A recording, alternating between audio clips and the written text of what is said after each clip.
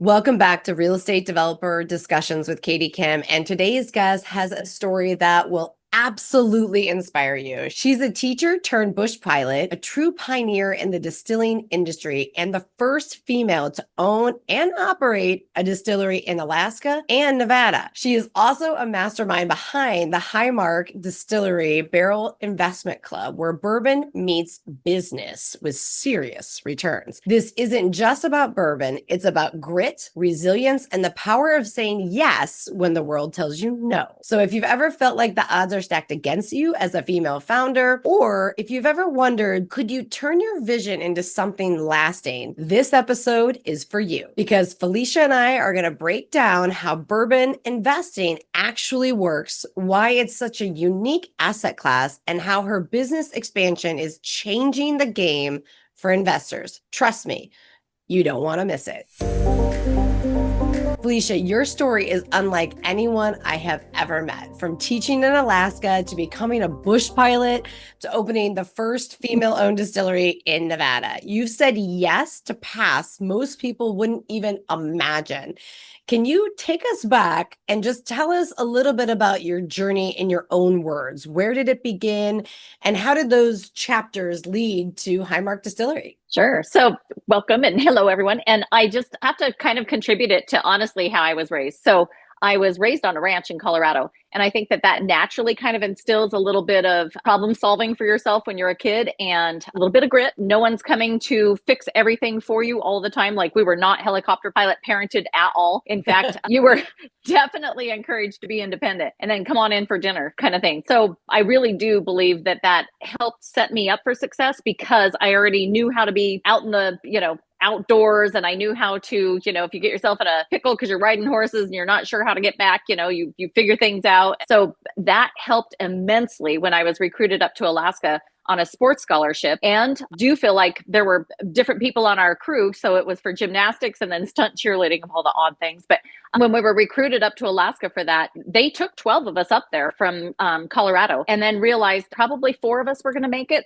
The others started peeling out. And it does have to do with how were you raised, and can you adapt into a totally different culture and society.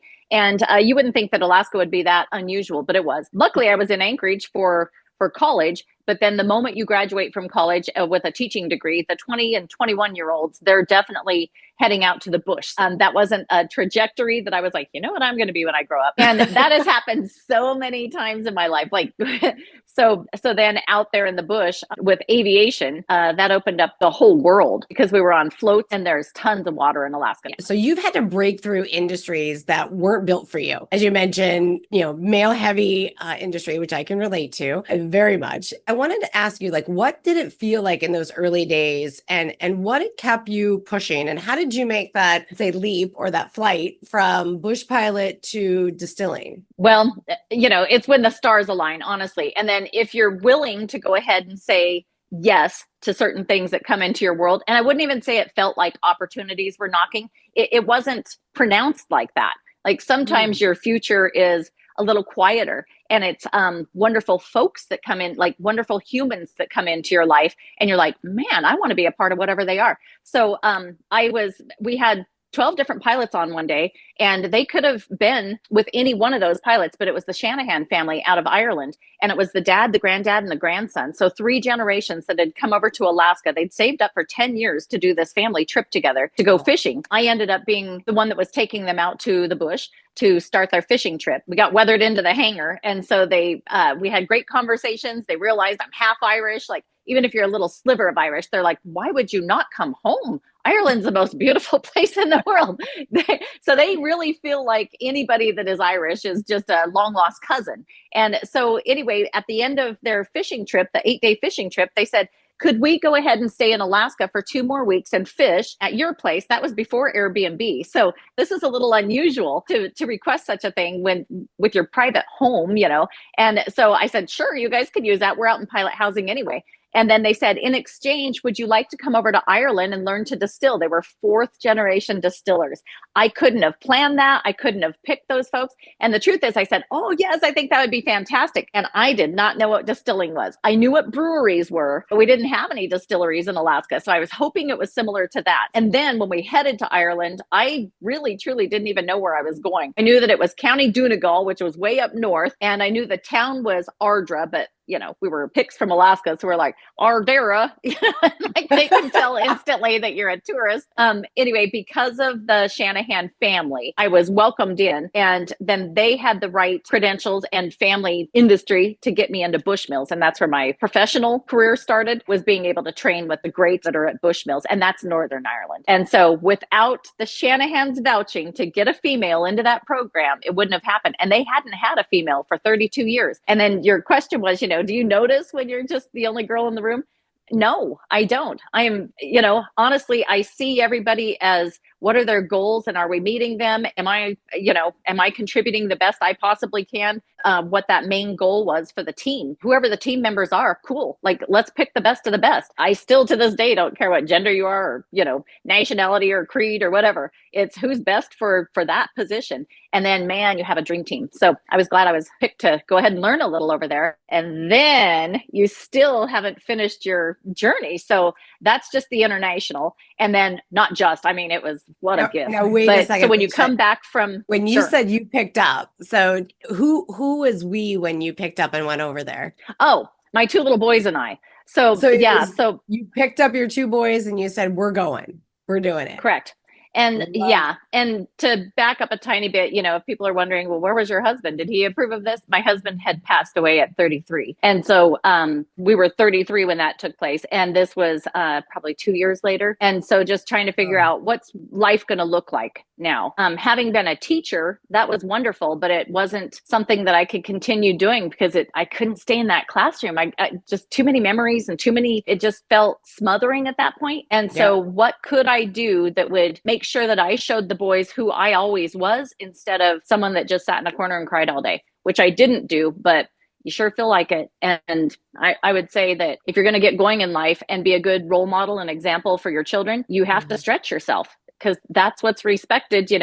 Whether we like it or not, when you have someone to look up to and you're like, dang, they're doing something that they're not comfortable with, but they did it, that teaches a lot of resilience to the next generation too, I think. And so I pushed myself to find something that was completely out of my realm. So aviation was part of that, And then, of course, heading over to Ireland, that was a big deal. The entire family, my extended family, was like, you're going to what? Like, and they would rather have you tucked back in nice and snug where they could watch you and make sure the whole family's good. And I'm like, we're heading to Ireland. And they're like, where? And I'm like, not really sure. I know it's a northern county. We'll find it. I have all brothers and they're very meticulous. So all of the careers that they've chosen are engineering, or, one's a U.S. diplomat. Some of them build roads. They're heavy equipment operators, and they are road construction for their company. And so anyway, they like things planned out. And then here I'm like, ta-da, they're like, oh, good Lord, no. But you know what? It always works out. And I have to this day not had a bad experience with just, plan ahead, but then go, like, take the action, because most folks won't. And no reflection on them. I know that I still get that feeling inside where I'm like, should I? And then, and then I'm like, yep. And I get excited about it. And others may, I've seen it thousands of times in my life with others saying, we'll wait for the right time. And it isn't coming. And everybody knows that. It wasn't the right time for me to go either. There was never going to be a moment when it was the perfect time to take two little boys, start kindergarten in Ireland. And then my other son, he was on my backpack most of the time because they were little. And then just exploring on weekends and studying during the weekdays. And we did take a nanny over there so that the boys had someone that was making meals and nice consistency for daytime for first year of kindergarten. Because they had vouched for me to get into Bushmills, that opened up all kinds of doors, because I now had an international pedigree, which is extremely important to set you up for success later in America. And so that was 2010 that we were able to go ahead and start the first distillery up there. Actually, I'm the second oldest distillery, because the Anchorage distillery beat me by 10 days. So it was a big race that was going on to see who was going to put the first one in. Federal government didn't know what to do with us, so they sent both licenses at the same time and said, let the state figure this out.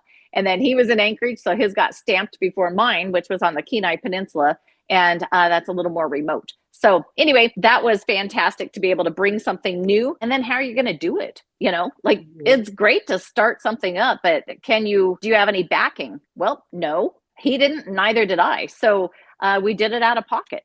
And when people say you have to have at least $2 to $4 million to start a distillery, I would say that's not true. You have to have a whole lot of guts and hustle, and you've got to be willing to, it's not going to be a 9 to 5. I mean, it's many long, long hours that you're putting in to figure out the puzzle of this. If it's not been done, how are we going to do it? Who's going to believe in this? And then how are you getting customers?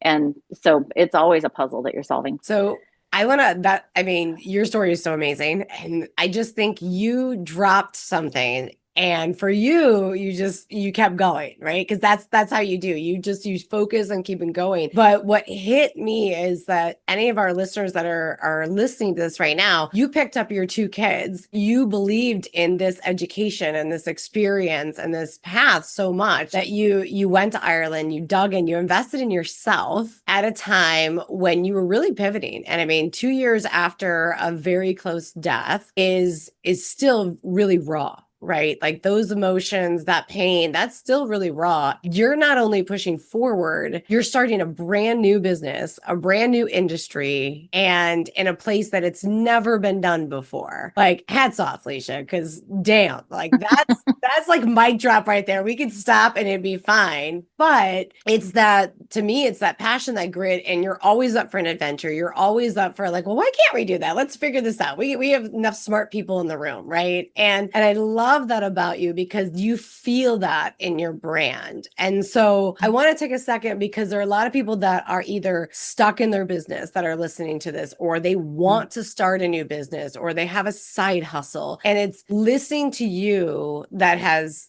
done it, with 2 small kids, right? I think of when I relaunched the Kim Group, I had 2 small kids and we had just bought our first house and we were stepping away from some pretty big golden handcuffs. So, I was actually just talking about this last night with a guy who came over as a family friend and, we negotiated seller financing for our first house. And I was like, we didn't put any money down. And he goes, what? I'm like, oh yeah. You don't think when no is not an option, you put everything on the table, right? And you lean in. And that's what to bring that back to your story, that's what I see with you is it's like, it's never been not an option and you don't leave anybody behind. And I think that kind of marries that bush pilot mentality with your community focus. And so you're now in Alaska. So to get back, you're now in Alaska, you are figuring out the business and you're creating it at the same time with legislation and changes, which, is hard enough to create a business by itself, but then to create legislative change to have it happen is pretty badass. And how do you start there? Pun intended. Okay. So yeah. So I know that if you were to read any guru's books about how to put together a really strong business, I probably did it backwards. And I'm going to be the first one to admit that. So should you follow my path? Maybe. And I knew that coming back from Ireland, I truly wanted it to be family oriented because I always told myself if this got in the way of if it reflected negatively on the boys, I wouldn't do it because they are my first priority. And I wanted the ranch because I could always have work and home colliding because the home on the ranch was right there. So the boys would be, riding bikes out in the hay field or whatever. And I could see them out the distillery windows. And then at night we were, the house was on the property. So the commute was small. So the bus would drop the boys off and then they'd check in at the distillery and be like, hey mom, we're going to grab a sandwich and go play. And I could actually see them. So never have I been truly separated from the boys, even though this is a large industry and it was full of people. They also then learned at a young age to go ahead and be little entrepreneurs too, because they were my tour guides. And so I would give them a job and, it was an active ranch. So we had horses and pigs and chickens, and that was about it. Every once in a while, we'd have a sheep or a goat that was lost and we'd adopt. So anyway, when families got off of the cruise ship buses, then the old, grandparents liked to be by the fire pits. And so we had bunk houses that were the cutest things, but they were already there. And it was built for the original ranch family's children. Those were like their sleepover, like cabins. And they were younger kids too. So they each thought they lived way out in the woods with their cabin. And the truth is, you can see it from the master bedroom window. It just happens to have some trees around it. So these little, the bunkhouse was already there with fire pits. Older folks like to go ahead and gather there. My boys were then giving a tour of the ranch with, you can pet the horses and whatever with all the kids. And so they had a purpose that my children did. And then all the adults were in having a beverage with me. So we never really separated by ages. It was everybody was welcome. And I've always wanted that because that is, in my opinion, the true way that families should be raised. You don't separate by age and never see each other the rest of the day. And they were more than willing to do that because there was no commitment. Then what I did was took those letters of interest and kind of packaged those together and then tried to figure out now if they need this volume, what equipment should I buy? And that way you can start from the ground up with hardly any money because I bought really small equipment. And then you can add on in phases for that equipment, which is beautiful because if you have a huge payment and you're running your equipment at 1/4 full, that's not good for the equipment. You're burning it up and you don't have customers. Like get your customers first is how I did it. And I think that was key because we never struggled. We sold out every batch and it's painful. So if it had been the larger equipment, we could have relaxed a bit and you just make 1 or 2 runs a week, meaning pushing your volume through. And we were working at least 2 runs a day through that. So it's constant. But we didn't go in the hole and I paid for everything out of pocket. So, there was no debt ever. I'm not saying the profits were huge in the beginning because I didn't know how to run all that, but it definitely was doable. And so anybody that wants to start, honestly, just you better love it too. That's the other thing. There's never a day that I don't smile and I kind of crack myself up because I was that good, clean cut little sweet teacher. And I mean, I make booze for a living now. I make bourbon. And so it just does kind of crack me up because if it's something that you truly enjoy, get behind it and just run as far as you can with that dream.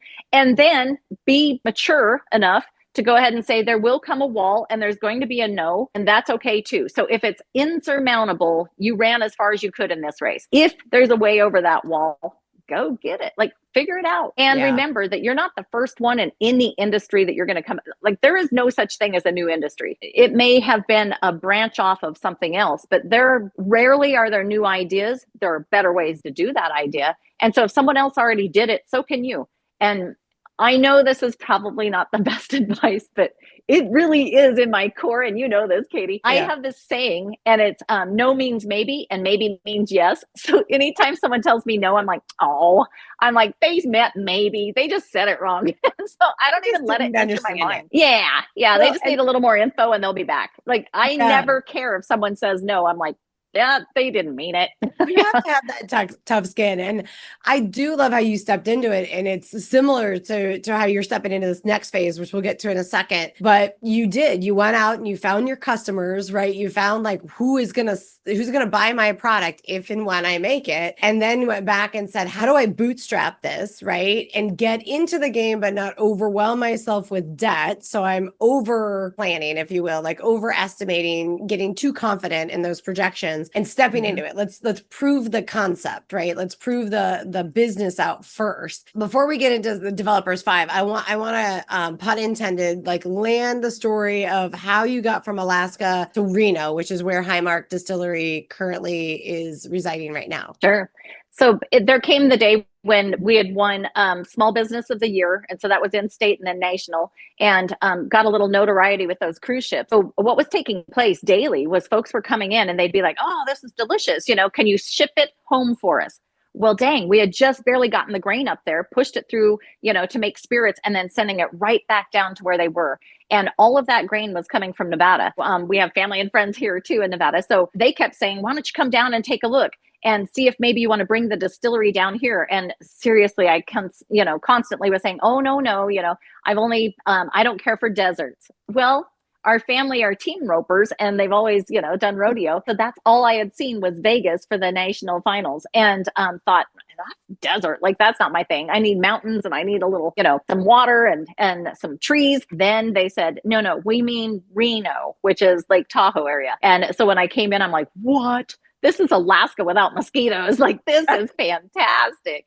And it doesn't get dark in the winter as much. Like, we truly have 4 beautiful seasons here, and the grain is coming from here. So why in the world would we not go to where the population just purchased from, and all of the grains could be in state and beautiful, and I could go ahead and have great relationships with the farmers and know what we're getting and what else do we need as we grow. And so through the Department of Agriculture, that's been fantastic to go ahead and know who's growing organic. And then, do you know the farmers? Do you know the farmers' dogs? Like, yes. And that's one thing that with a family you can do as well. So my boys knew all of those folks. They just, as they were growing up, they just didn't get to be around alcohol.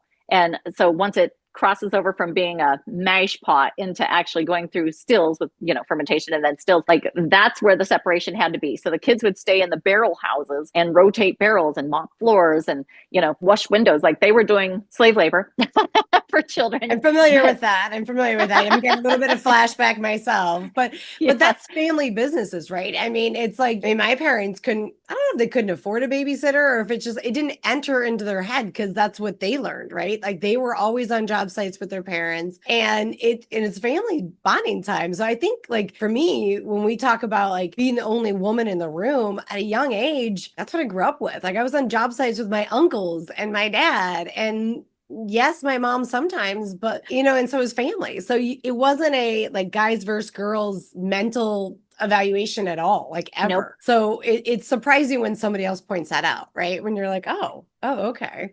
Huh. In fact, I don't even notice it. And then I'm like, oh, I guess we are the only, if a female says, there are only 2 of us here, I'm like, oh, I guess so. Like, I didn't even notice because it was so ingrained that you just get the job done. It was about the goal. It had nothing to do with who was bringing the pieces of the puzzle together. Hopefully they were the ones that had the right piece, because you need to solve problems daily. And if not, farm out and find who can. So that was bringing one more piece of the puzzle to letting Highmark grow, was bringing it to Nevada. I couldn't be happier, because people always say, well, don't you miss Alaska?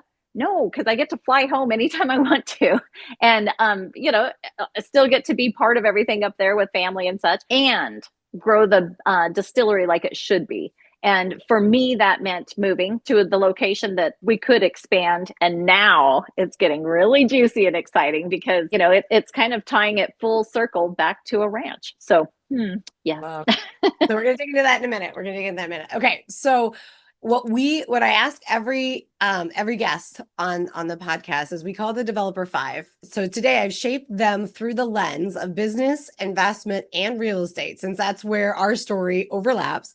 And so the first one's always about vision. Like, when you think about growth, you've already proven that this is not just building a distillery, right? You're building a destination, you're building an experience, and really family focused, even though we are talking about bourbon and distillery, right? And distilling. And so how do you balance stepping into that vision of scaling with those practical realities of like where the business is at today? Like, putting that a little bit more, like, when you're scaling, there's such a process, as you mentioned before, when you're starting up, like the equipment, the grains, the raw materials. How do you, and you've had some amazing growth, and we're going to get into some things that are just being put in place this year for you. It's really going to enhance your growth. How do you balance that? Like, because oftentimes I hear entrepreneurs say, and I agree with it, that you need to jump before you're ready to jump, right? That's the truth.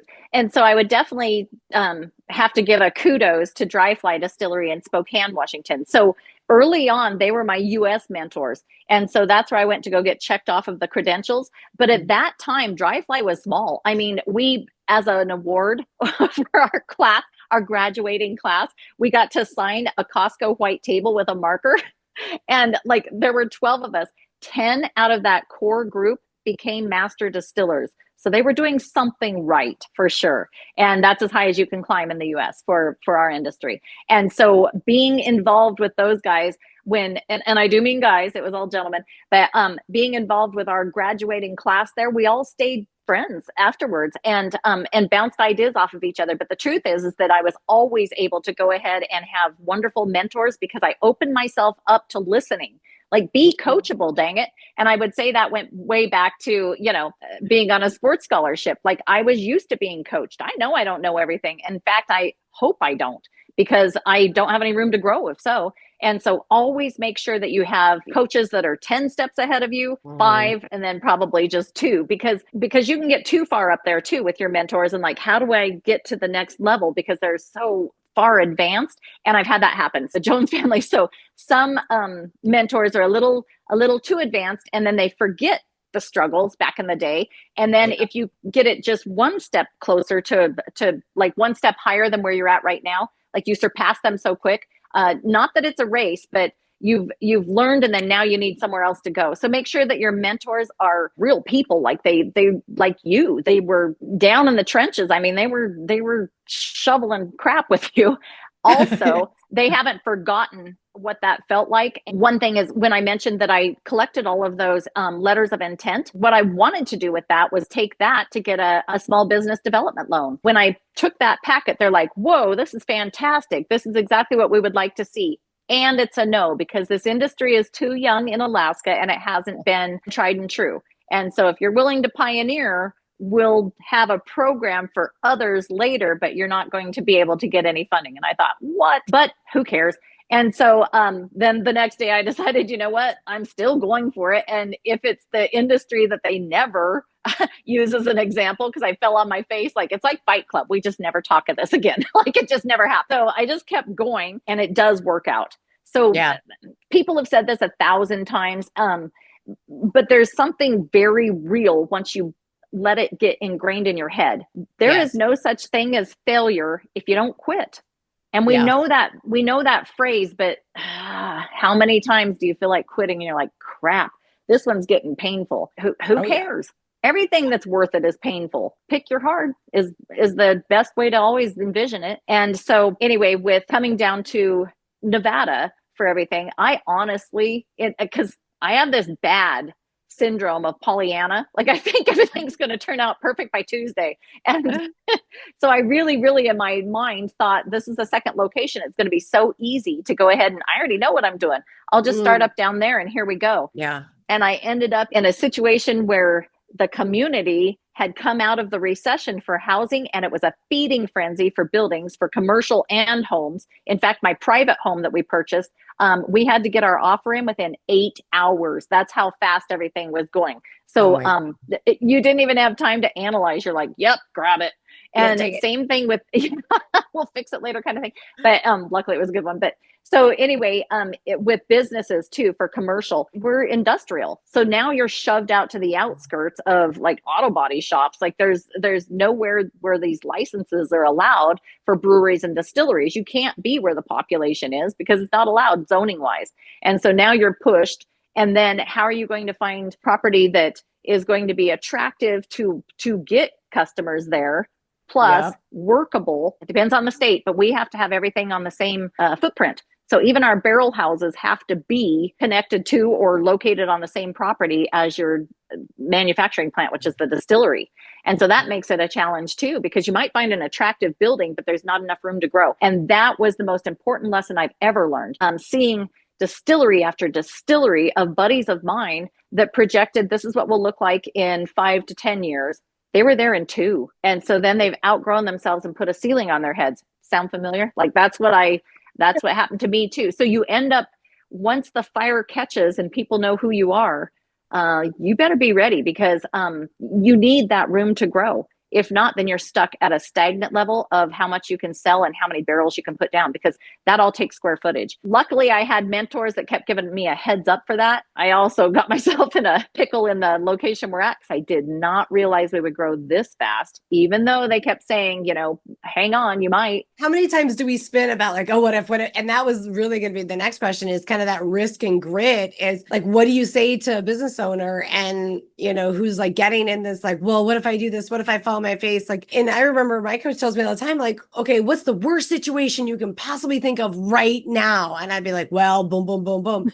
And he goes, okay, what's the chances of that happening? And I was like, well, kind of small, right? And so we build it up in our head where if we did just do it, and I mean, again, like you mentioned, calculated risk, stepping into it, yes, but don't overthink. get in the games. You got to start doing the reps, right? Got to start getting into it. Like you said, going in and talking to those business owners. Would you buy? How much do you do? Like do the info gathering so that the leap is a little bit more calculated. Yes. Right? Always. Yes. Yes. And so that is one of the biggest lessons I learned from one of my mentors. Now that came from the football world. We won't mention all that, but that advice came from a family member that said, basically have a checklist in your mind. So you already know what you're looking for. When it hits, grab. And so it may look like some of these large dogs, they are making rash, fast decisions. No, they're not. They put years of study into that. When that opportunity came by, they're like, yep, take it. Yep, take it. No, no, no, no, thank you. So they're just going through the list, scrolling and saying, not this one, not this one, that has all the checklist, all the check marks in my mind that I was looking for and the price. And so that's when they're grabbing a property or they're grabbing a new business or whatever it might be. And then for the risk tolerance, I would probably say this is not kosher for most folks, but it works for me. And so I have always said, well, what's the worst case scenario? Like two things. I don't think you should have a safety net. Like if you do, you're going to get lazy. Go for it. But have an idea of where you're going to live. And so I've always held a motorhome. Like that's the truth. There will never be a day I don't have a toy hauler or a motorhome because I'm like, if we lose everything, I can live in that down by the river. Like I don't care. Material things don't mean that much to me. And the dream did. Seeing how far I could grow with this, that meant a lot.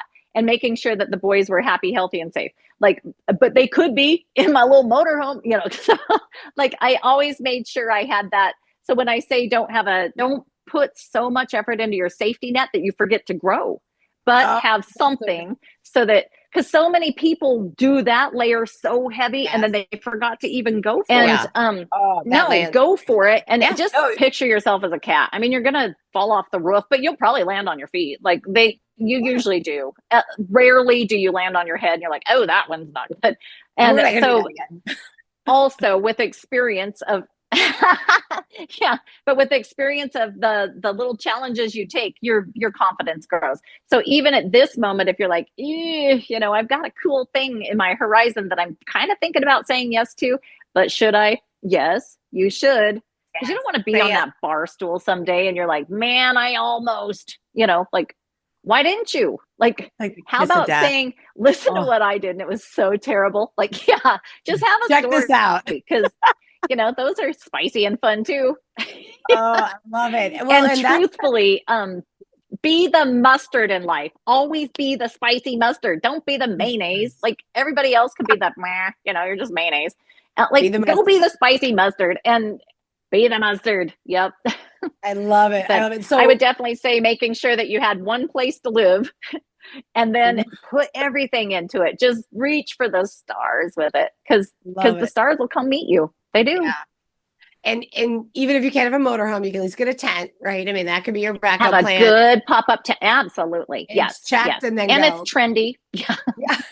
Well, and like you said, I think people we worry, we want to have those insurance policies in place. We want to have that safety net, but we can get in our own way by having too many safety nets that it does inhibit us from growing and we never start the thing that we wanted to do in the first place, right? Bringing it back to the developer 5, when we look at like a capital and investment type, right? So the real estate developer side, we raise capital for projects all the time, right? And you've done the same up to this point, but in a different way. And what I always love, and I'm a big fan of when you bring investors into a business that's scaling, bring them into the real estate, not into the business, right? So then the business you control and it's 100% yours still, right? Because of all we just talked about, all the grit, the passion, the hard work, everything that goes into building the business, let that still have your autonomy of control. And so you were approached many times in your tenure, up to this point, to have people invest in your business. And you have created a program I want to talk about. And I teased a little bit at the beginning that I think you mentioned like one of only 5 programs throughout the US that can Mhm. do this. And it is your Barrel Investment Club or the Barrel Club. And so talk us through, how did that come about? Like, where did that, I mean, obviously it was from an ask. I'm sure it's from somebody that I mean, I know the story, that wanted to invest in your business, and it's like, no. And so kick us off with that. I want to dig into Sure. that. So there are two little steps that you'll have to remember as you're growing your company. If someone wants to sue you, you're a cool company. Like, you finally have arrived a little bit. And if it starts to happen where people are wanting to buy your business, you also know you've achieved a level now, because they're not buying, they're not trying to buy junk. And so don't think of that as an insult. Like, how dare they say they want to purchase my company? Just put it in your head as like, oh, dang, we must be kind of rocking and rolling a little bit, or they wouldn't care. So that was taking place constantly when we got down to Reno. And I was like, no, thank you. No, thank you. And with our barrels, we have private barrels. And so that's folks that want to go ahead and fill those barrels, and it's their recipe. We just help talk them through what might taste, might be really tasty for them with their taste buds. And then it's a customized barrel. They're getting all those bottles off of it at the end. And so they're going to be using those for gifts or for, maybe advertising. So it might be a real estate company that's putting their logo, their private logo on there, and those are, going to be handed out. Or it's a doctor or an attorney, and they want to bring their clients there to hold conversations that are not just clinical. These might not be patients, they're their business partners. They're bonding over that and enjoying it. That was all that we ever did. And then came the day when there was a gentleman that retired CFO of Boeing. He kept saying, when can I go ahead and invest in Highmark? Like, when can you take my money? And so then he'd come in, he'd be like, how about now? Like, you need a little money. And I was like, no, More we're check so for good. you. Thank you. And so he, yeah, so he kept wanting to be in the business, which was great. Then came the day when he brought an entire packet of Excel sheets. And, this gentleman loves numbers. That's what he did for a living. So he brought those in, and he's like, what if you don't let me invest in your company, but I can invest in your barrels? And I said, tell me more. Like, this sounds interesting. Because my brain, and that's the beauty of people being in your world, my brain wouldn't have gone that route. In my mind, it was always just going to be private barrels, and you get them in, out the door as soon as they're old enough, with all the bottles going to those folks. This program kind of opened up our minds to, what if they go ahead and put the funds in on the front end to fill those barrels, and then it ages away. They're controlling the ownership through a certificate of ownership, basically, of stating that they will then release all those bottles when we're ready to bottle it. The company gets the bottles, they get their initial investment back, plus a return on investment. And so that looked juicy to the investors, because we were able to bring through a high enough investment rate that the interest was really juicy. And then, why in the world would I do that? And it kills me when other distilleries say, no way would I share the profits. Like, why would you be doing that? Well, here's why. Because we could grow a lot faster and a lot steadier by protecting our cash flow. And so it wasn't Felicia putting all that money into the barrels, or Highmark putting all that money into the barrels. It was other folks. Guess what it did? It created an entire community around our distillery, where every one of those people that have barrels now that invest in it, they are spokespeople and ambassadors for Highmark. And they dearly love it, because they get to be a part of the action. They don't have any of the responsibilities. It's as passive as you can possibly get. I mean, barrels are boring. You fill them up, and then they like tucked away in the dark and the quiet, and they just age away like old grandpas. And so they're happy. They like to be in a cave or a barrel house. So much easier, because I used to do fourplexes. And so that's what we originally did when we were first married, was do our own property management for the fourplex. And then, as we grew, we hired out the property managers, and you're still dealing with it. Like, when they can't figure out what they should do, they default to you. You're the owner. And so you're still constantly addressing all of that.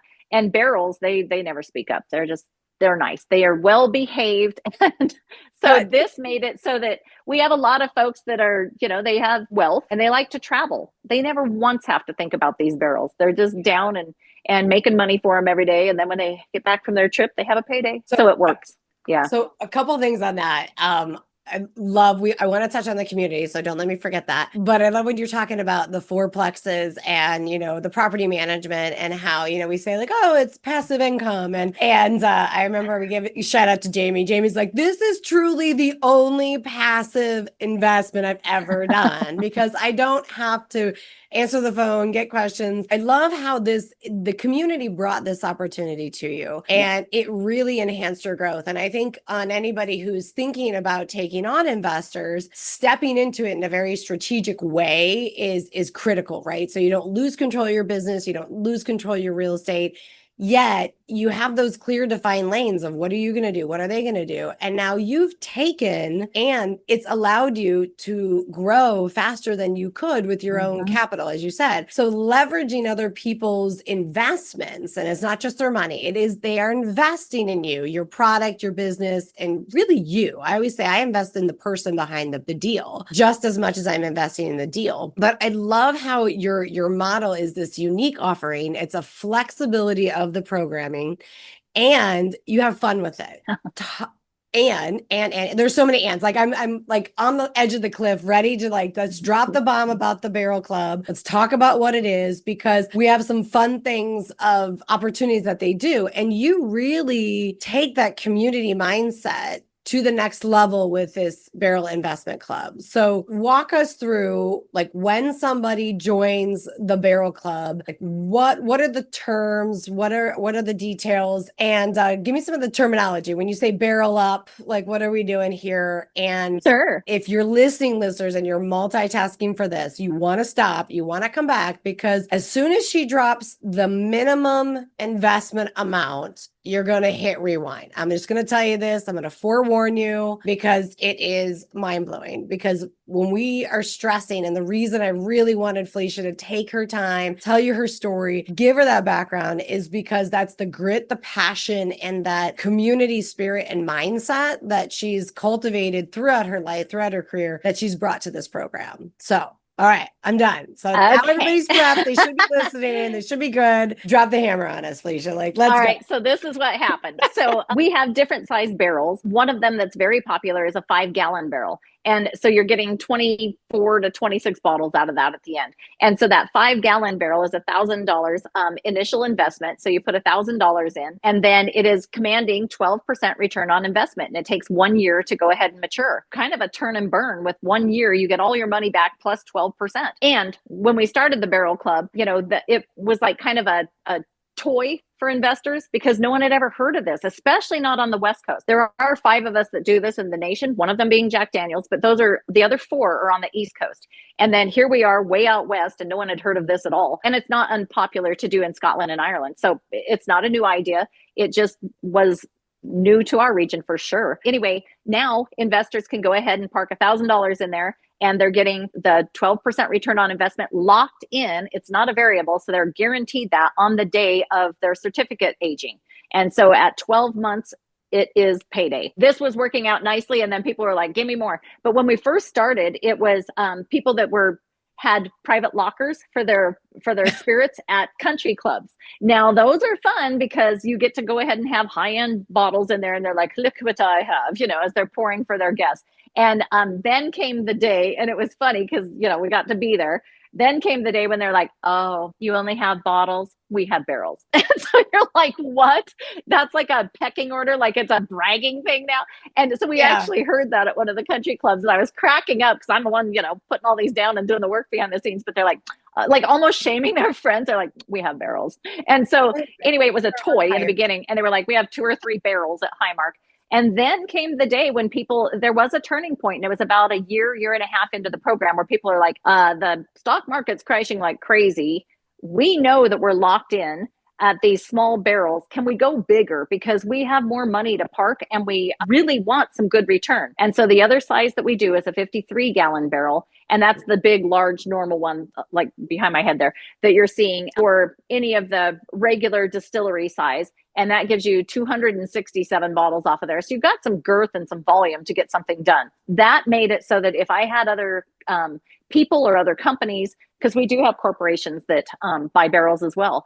But so anyway, if they're investing in those, now I can say yes to larger contracts. So that helped me because we are positioned in Nevada. We're the thirstiest state in the nation because of Vegas guzzling everything at their casinos. And so with the 53-gallon barrels, we knew that that was going to take 4 years to age. That's federal law. We can't go younger than 4 years. We can go much longer. If we want to go 21 years with that barrel, we can. However, if you're going to do an investment, you get paid on the 4 years mark. And so 4 years and a day is when we can open that thing up and start bottling. It does not matter if I already have a purchaser or not. The investor gets paid on that date. And so it is 4 years, which takes a little bit longer. So each year they're earning 16% return on investment, you know, a little bit of a bonus for the time that it's going to take. Like, time is precious. So we do go ahead and make sure that we value our investors' time that they're putting in too. And so 16% per year, but of course it's not a legal bourbon until that 4 year mark. Before that, it's just a moonshine. So totally different product. And when it's a bourbon, then they're getting that flush out of their initial investment back of $12,500 plus 64% return on investment. 64%. So it's been very juicy for folks. And now we have large industrial sized investors that have come on. So they're not just buying one or two. We have folks that have done $500,000 at a time. So I love that. So, and there's a goal for the end of the year, right? And, yes. and I like to put goals out. And if you listeners have listened to me long enough, I want numbers on the table because that makes the real goal measurable, scalable, right? And so, because when we were working through a project we'll get to here in a second, for the ranch expansion, we talked about like what is currently on your plate. And Felicia was like, I have, $15 million of contracts I can sign, but we need to get the barrels and going and all that. But yeah. So it's like, okay, 15 million is the goal for right now. Right. And so when we were talking about this, I'm putting it out there. So for the listeners, because if you're about to hit rewind and saying, okay, I got to hear that again. So let me summarize what it is. So that 53-gallon barrel produces 16% annual cash on cash return. So simple interest. Now, one thing that Felicia forgot to mention is that there are 3 insurance policies that back this investment program. Three.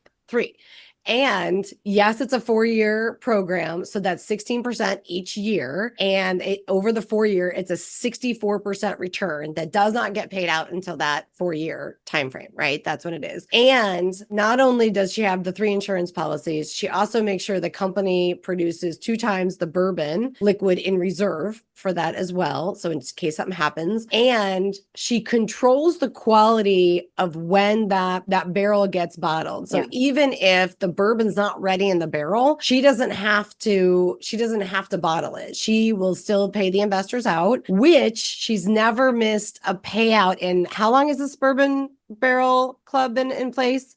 A little over 5 years now. A little over 5 years, never missed a payout. And she has 98% repeat investor rate. And I was like, wait a second.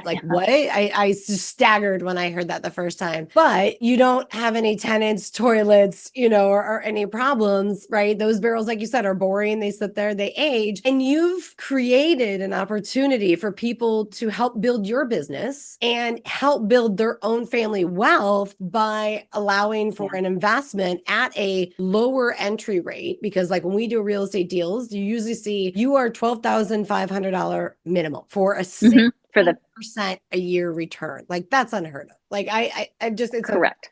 And they don't have to do anything, like literally don't have to do anything, but they can if they'd like to, which is but they can if they like to. So when Felicia does community, right, she does it right. And so not only do you get the monetary returns of the barrel, talk to us about some of the features, the activities, the experiences that you can engage in if you are part of this exclusive barrel investor club. Yeah. So we have people that fly in for these parties now, but or anytime you put a barrel down, you can be putting, 500 barrels down as your investment, but you can choose one of those barrels if you'd like to. Invite up to 10 to 12 of your friends, and then you're having a barrel filling party for that one barrel. And so you are truly hands-on with that. We give a little spiel of, here are the different flavors that you can taste, and this is all about bourbon. And P.S., I do have to mention this. There is no more American word in the American language than bourbon, because that is You are never going to be a better American than when you're making, investing in, or enjoying a bourbon. And it's because that is the only word in the American language that we actually own as a country, and we defend it with our military. And so anyway, it's king. And the only other king in the world that gets to share that spot with us, and this is the truth, in the spirits industry, we're not talking about wine, just the spirits, but it is Scotch and bourbon. And all other countries below us can have a whiskey, but they can't be kings with us. And so that's why it's powerful industry in legislation and everything else, because it's being defended. And so anyway, I didn't know that when I went into this industry, by the way. So I couldn't have lucked into something better. But because I'm a good American and because it makes so darn much money for profits. But for the barrel investing parties, those are way too much fun. And those were grown organically. So it was folks that were, actively doing all of this with me that we now have brought it up to quite the fun level. But I always felt like if you're going to put liquid in a barrel, it should be a party. And then when it comes out, have another party. And so it's a party going in and a party coming out. And what you're doing is you're inviting your friends to the tasting room, to the distillery there. And it's, usually 10 to 12 folks, or it could be 20, whatever you would like. But it's a group of your friends and they're hands-on active. And so I guess that kicks back to my teaching experience. Like, I always think people learn better when they can have hands-on for whatever it is. And so they are truly weighing out the spirits with the grains. They're pushing it through with the liquids into their barrel. They're waxing the barrel. They're pounding in the bung. They're naming the barrel. You have to name the barrel. You don't want spirits just floating around all willy-nilly. Like, they have to be named to settle down. That's an old tradition. It truly is hands-on, and you're having a welcome cocktail and charcuterie boards, and then you're sipping different bourbons so that you can see at the different stages, what is this going to taste like? Putting their own barrel down. And if they have hundreds of those, that's okay. We won't make them stay there with us for hours and do that. The crew takes over after that. But at least put one down once in your life, because it is just too fascinating, and all the aromas and all of the colors, and we teach you about that. And so when you leave, you know more about bourbon than 95% of the world's population. And that's the truth. I can guarantee that. And so you feel like you're a judge. Like, you could go to other distilleries and be like, oh, I give this a 93 points, or whatever it might be. But you really, truly do have the knowledge to go ahead and go through your own liquor cabinet or do tastings with your friends at home so that you can enjoy this industry. So anyway, then this grew to all the investors are having these private parties. What if we had a party where they all got to meet? Well, this started out in the community here at Lake Tahoe and Reno, and they wanted to meet each other, which is really fun because they're coming from different communities and neighborhoods. And now we have people throughout the United States. And so they fly in for these parties. And luckily, through Alaska, and then I have a nonprofit for military in Nashville. And that's for military families. So it's for the wives. So it's the mothers and widows. And that was back in the day, that was for my boys. And then we wanted to help other families because we saw how horse therapy could help so much with the grieving process for families. And so anyway, this is a nonprofit. I'm going to interrupt you there, Felicia, because I see so many women business owners. They always give back and have an impact, and they don't ever want to talk about it because that's not why they do it, right? They don't do it. And I know our listeners were hearing your hesitation of stepping into that. And so I'm going to brag on you for a second because Felicia does support, as she said, in Nashville, right? Ranch that gives experiences to the widows and the kids of fallen soldiers. And I even get choked up saying about it too. And she doesn't promote it. She doesn't really, you're not going to find it anywhere on her website or anything like that, but she does raise awareness and raise funds. And so I love that because I feel like women run their businesses differently and they do developments differently. And so I just want to say, I think that's amazing. And I know that's not why you do it. You don't do it for a pat on the back. You don't do it for, a girl, but it was an experience that had a huge impact on your life and you want to make that impact on others. And I think that is amazing. And I commend you. And I just love that you do it and do it silently. I just love to brag on people that actually give back and are really good stewards. So, all right. Sorry. Well, you're very welcome. Well, it was in honor of my late husband, Mike Jones. And I know that we have a lot of inner city kids that when their father is killed in action, and the mom, they've never been to a ranch. And so what we noticed, even with my boys, is that they might not talk to anybody about it, but they'll tell a horse. There's just some sort of connection there that just worked. And so we wanted to make that available for other families because it truly, truly worked for our family. With that came, because in Nashville is one of the major military hospitals. If you're blown up overseas and you're missing limbs and you have PTSD and you've got shrapnel in the brain, like everything, like it's not pretty. So that is one of the first stops to get them back. When you hit America, that's one of the hospitals. And so that is with our military men, it's Wounded Warriors as well. That one's a national group. And then here was my little Fallen Heroes family camp with the kids that feel like they, have lost their hero. And there's no reason to ever excel in life because the guy that they looked up to the most can't be here. He's passed away. And so anyway, with this, we then finally partnered with bringing in some of the Wounded Warriors that when they get on a horse, they don't have an arm or a leg on one side and they're being strapped in and they're like, and let's go. Like, we didn't quit. Like, let's go. And so the kids look up to them so much. And what we noticed, and this is too long, but what we noticed is the Wounded Warriors didn't believe in themselves. They didn't even want to get out of bed, but they will not disappoint a child. So they will show up every single time. And there's a huge amount of Wounded Warriors that commit suicide. Let's be honest. If they are seen as someone that needs to show up for one of their fallen comrades, children, they will be there. And so now we've got kids with heroes and we've got the gentlemen that want to be there because they will not disappoint. They will not. And it's healing for both. So here came all of the country music stars, because there are a couple in Nashville, just a couple everywhere.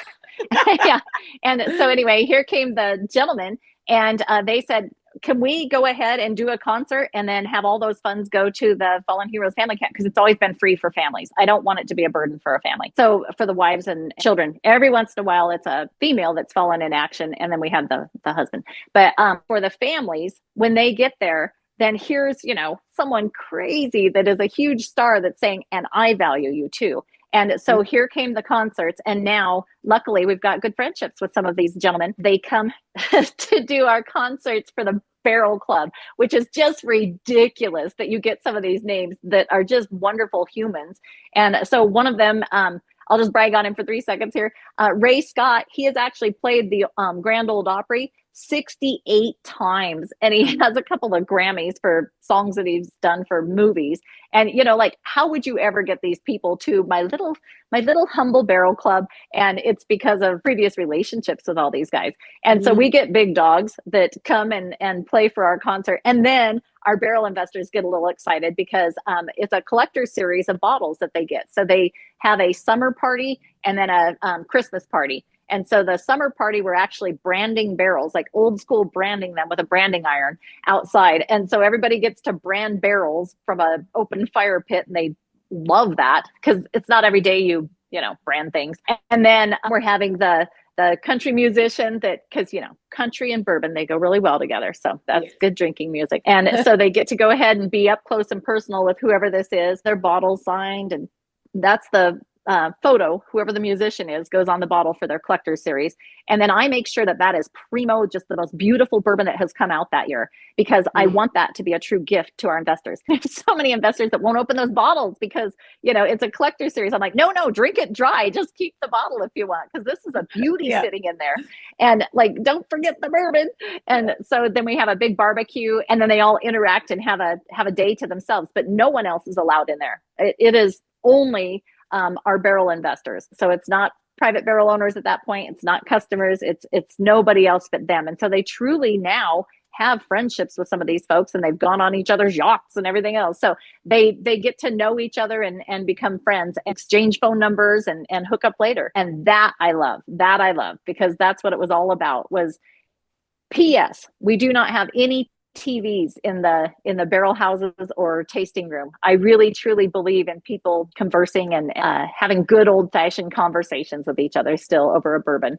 So I go old school with it. Probably a lot of Irish influence there from being over in Ireland, and then different countries. I mean, I also studied for rum down in Honduras and a few other places. So if you can get people in one room to enjoy each other, what a pleasure. And rarely do we get those moments in life anymore. So we do always try to do that. And then the Christmas one is a bourbon country Christmas is what it always is. And so we have way too much fun with that too. And not just Christmas carols that are being sung, it's everything under the sun. And people have now left other events and weddings and everything else to come to our parties. And we're like, oh my, I don't know if you should be doing that, but we do have a good time. And so they're flying in from all kinds of different states just to attend.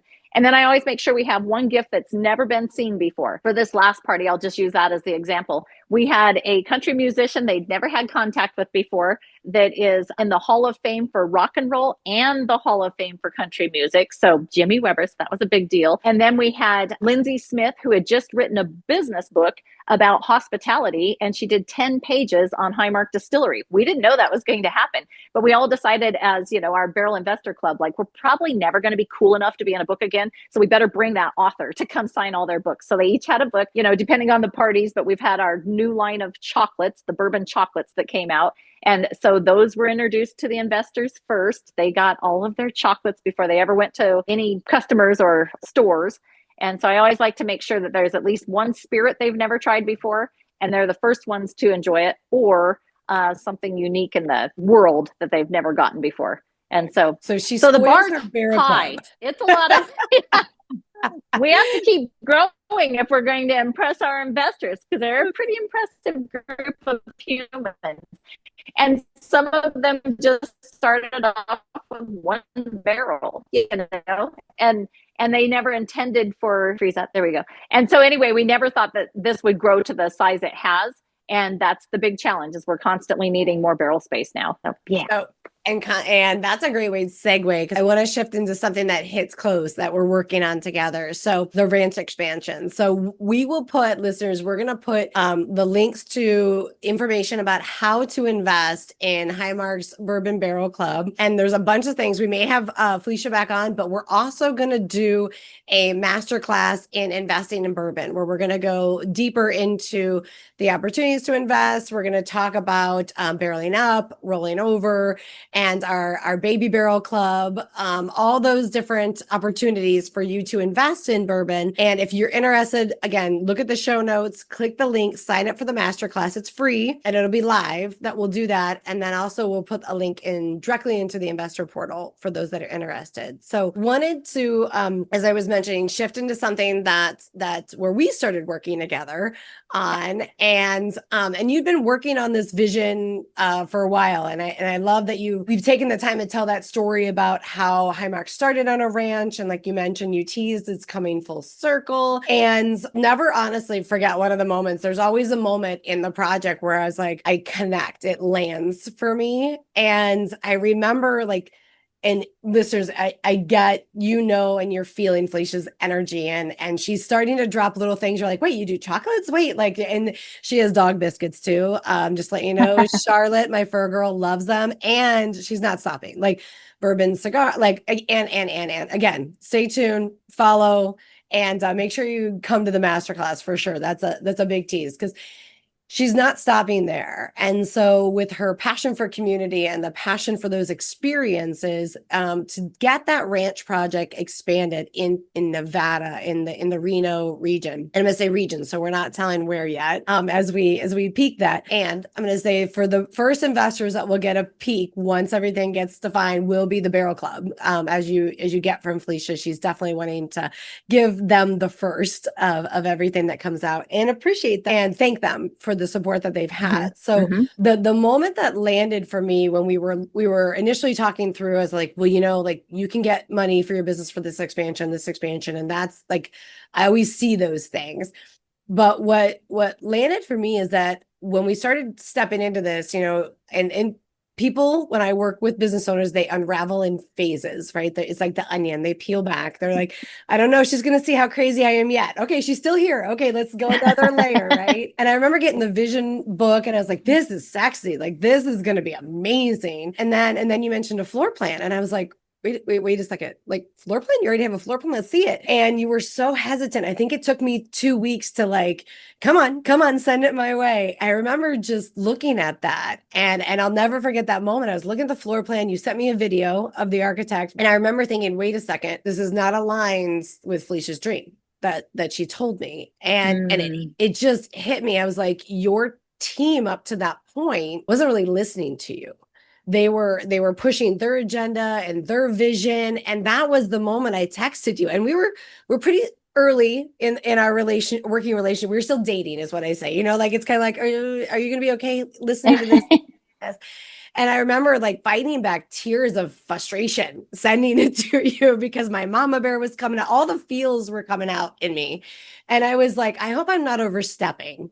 And then, it was like by saying this, but like, I see you, I hear you, and we're going to make this happen the way that you dreamed it. And so I love being able to share the story of where Highmark started, your passion, your just love for, it is straight up love for your community and your people. And you are one person that I know, if somebody builds other people up, like you get an A++ on that, because you are always looking to build up people's network to help them level up. So I love all that. And so I want to take a quick second and just as business owners are looking to have that, they have that experience, right? People don't hear their voice. They want to take their agenda.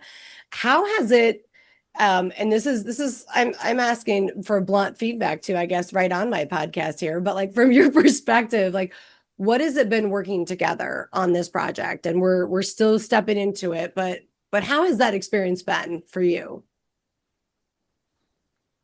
Hey, first I'll preface by saying I am always brutally honest. And sometimes that isn't, delightful for folks. Yeah. To the point where when people have little babies, like I say, oh, that little guy's so precious. I never say that's a beautiful baby unless it really is. So I won't even lie about that. So with my feedback for you, Katie, I have to say this. If more people had a Katie Kim in their lives, this world would be better. And here's why. Because and I do mean that from my inner core, like the soul, not just the heart, like the soul, because you are 100% correct when nobody else picked up on that.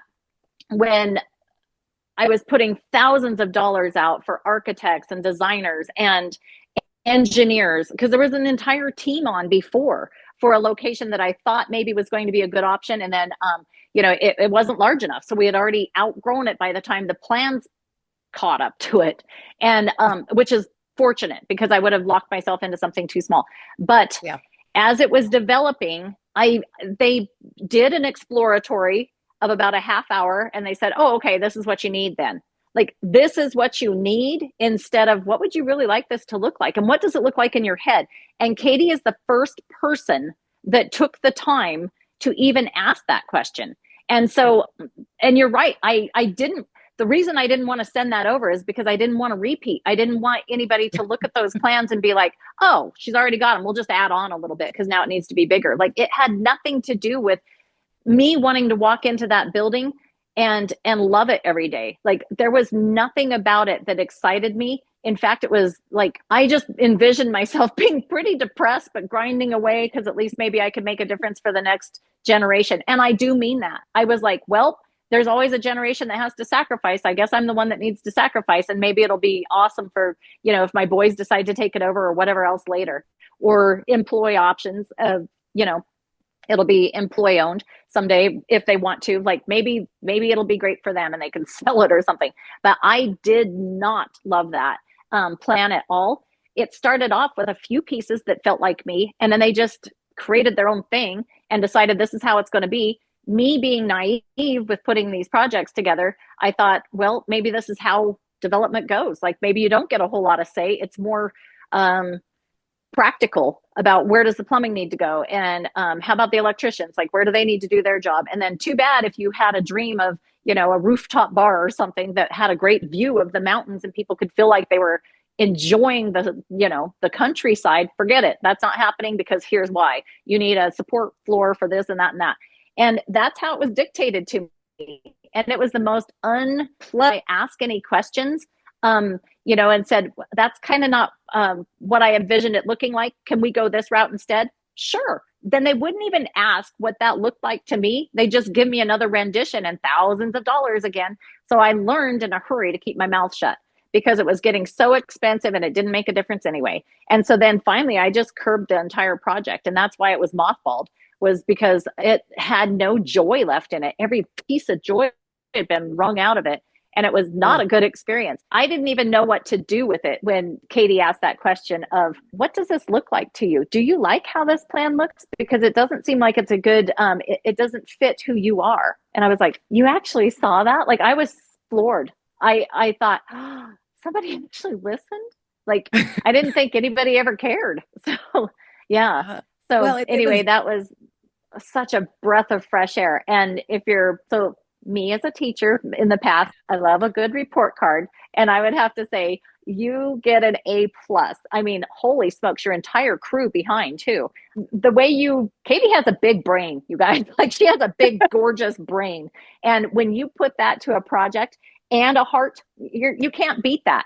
And I tell myself every day how lucky I am that you even took us on as a project, because I know that you're extremely picky with who you're going to bring on for the year, because you only have so many spaces available to do a fabulous job. And so it was like winning the lottery again. Like, are you kidding? Like, this is what I always wanted it to be like. And every conversation's a joy because I get to dream again. And that's the truth. Yeah. Oh, that makes my heart happy. One, thank you. It makes my heart happy that you're dreaming again, because one of the things, I think I said this to you after, I was like, okay, this is kind of, I'm thinking like, it's just the first round. Like and then we can expand out this way. Cause as you mentioned, the barrel storage is a huge restriction in the growth, but you keep that core the same, right? So it's like, it's more efficient. I got to tell you something again. I step into the questions, right? I got to tell you something I'm a little afraid of. And she's like, okay. And I said, I don't know how to design this for everything that's in your head you haven't told me about. And she goes, what? And I said, oh yeah. I go, I know there's more in there because we're alike in that, right? And I think every entrepreneur is. It's like, if I told my team everything I was dreaming about, they would be like overwhelmed, insane. And so we started to creep into a couple other things, and it's curating this experience. And the way you are growing your business and growing your community and this ranch and the experience that it's going to bring to the community, to Lake Tahoe, to all those ski resorts, to even Las Vegas, all of it is going to be so game changing. Like I'm just so blessed to be a part of the journey. Like, it is amazing to work with you and your family and your team. And so I thank you for that privilege. And we are not giving details yet. So, and we're going to say, stay tuned. We'll bring Felicia back out when we start to like go into the details. But I want to say thank you so much for coming on to this podcast and for sharing, and for coming back for the masterclass and teaching us all how to invest in bourbon and how to truly get a passive investments in place. So thank you for sharing that. For everybody who's listening, how can they reach you, Felicia? How can they get a hold of you or Highmark Distillery? Sure. So one of the best ways would be Felicia at highmarkdistillery.com. So it's FELICIA at Highmark Distillery, HIGHMARK Distillery, DISTILLERY. I know it's long.com. And so that would be fantastic. Yeah, the website's also a great way to go ahead and reach me, and that's just Highmark Distillery. Yeah. Yes. And one thing that's coming really soon is with your partnership with LibDib, which we didn't get into, which is another reason to bring you back, is that soon they'll be able to order. They're flipping cool. It's a game changer. Yes. I was like, but that's it's like what Uber did to vehicles, like what Uber did to the world. Yeah. This is doing to the alcohol industry, and it's digital distribution. What? That's my little teaser. Mm-hmm. And it is a world of difference compared to what the old archaic way we've been doing things in our industry. And then the ranch is like a big kid Disney World mixed with, if it got married to like Yellowstone, the show, like all ranchy, cool with bourbon. But with the conversation, we'll develop that as it goes, because there's a whole lot of pretty going on there. And it's very family oriented. So, every age is welcome for sure. Yeah. Awesome. Well, thank you again. I appreciate you. And for all those who are listening, you're if you very take welcome. one thing away if you take one thing away, let it be grit plus vision plus integrity can break barriers in any industry, whether you're developing land or building a legacy brand. If you want to learn more about investing in bourbon through the Highmark Distillery Barrel Investment Club, I'm going to put the links in the show notes. You can head over to their investor portal. You can learn more information, and there'll also be a link about the free live masterclass that we're going to host here with Felicia here shortly. So if today's episode inspired you, share it with another female founder who needs to hear that this is possible. I'm Katie Kim, and thank you for listening with us on the Real Estate Developer Discussions. Until next time, let's keep building boldly. Let's go. Hey, friend, before you go, I want to say this. If real estate development has been on your heart or on your mind, we've built lanes to help you walk it out wherever you're starting from. Just exploring? Start out with our free live masterclass. Ready to do the reps and build the strategy? Join the Developer 101 Bootcamp. Already active and need to level up? Step into the Real Estate Development Academy. You don't have to figure this out alone. We can teach you, we guide you, and we walk with you. So head over to katiekim.com and book a call with our team today, and let's figure out the best first or next step for you. You're not behind, you're not too late, and you're definitely not too early. You're right on time. Let's go. The information in this podcast is for educational and informational purposes only. It is not legal advice. It's not financial advice. It's not investment advice. Real estate development, like any investment, carries risk. Before you make decisions, you should always consult a licensed professional, your attorney, your CPA, or your financial advisor, to name a few, to make sure you're making the right choice for your situation. I'm here to share insights and strategy, but you're responsible for your own decisions, and each situation is unique. So make sure you contact your professional team to give you your specific guidance for your specific case, as each real estate development's different and unique and has its own challenges and opportunities.